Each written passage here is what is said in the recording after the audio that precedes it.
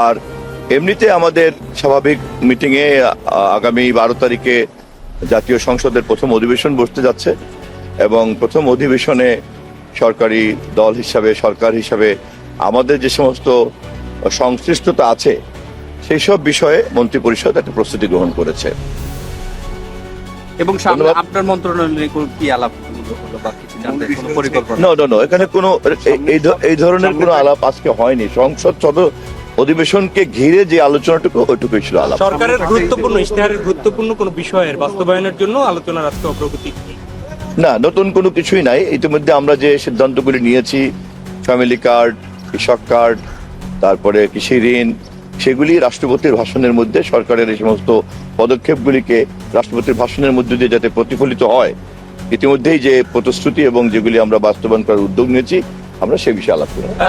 বর্তমানে যে যুদ্ধ অবস্থা বিরাজ করছে এটি নিয়ে আপনাদের আলাদা কোনো আলোচনা? সংশ্লিষ্ট মন্ত্রণালয়গুলিকে মাননীয় প্রধানমন্ত্রী এই বিষয়ে ডাকবেন, অর্থমন্ত্রী সহ সংশ্লিষ্ট সকল মন্ত্রণালয়গুলিকে ডাকবেন, অর্থমন্ত্রী এবং বিদ্যুৎ মন্ত্রী সহ সকলকে নিয়ে বলবেন।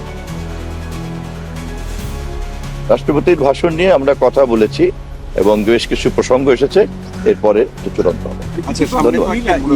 ঈদের ছুটি নিয়ে মানুষের জনমনে একটা শঙ্কা রয়েছে। নির্বাহী এই বিষয়গুলি নিয়ে আমি আবারও বলছি যে ক্যাবিনেট সেক্রেটারি হচ্ছেন দায়িত্বপ্রাপ্ত, ওনাকেই অফিসিয়ালি কারণ জিনিসগুলি কম্পাইল করার পরে তারপর তো কথা বলবো। একটা মানে ক্যাবিনেটের সিদ্ধান্ত তো আনুষ্ঠানিকভাবে বলতে হয়, লিখিতভাবে বলতে হয়, শব্দ এদিক ওদিক হলে একটা সমস্যাও হয়। কিছুক্ষণের মধ্যে পেয়ে যাবেন। নির্বিঘ্ন করতে এবং উৎসব মুখর করতে সরকার তো হ্যাঁ, স্বাভাবিক যে কাজগুলি সেটা আপনারা পাবেন, সিদ্ধান্ত পেয়ে যাবেন। রাষ্ট্রপতির ভাষণ সংক্রান্ত আলাপ। ধন্যবাদ।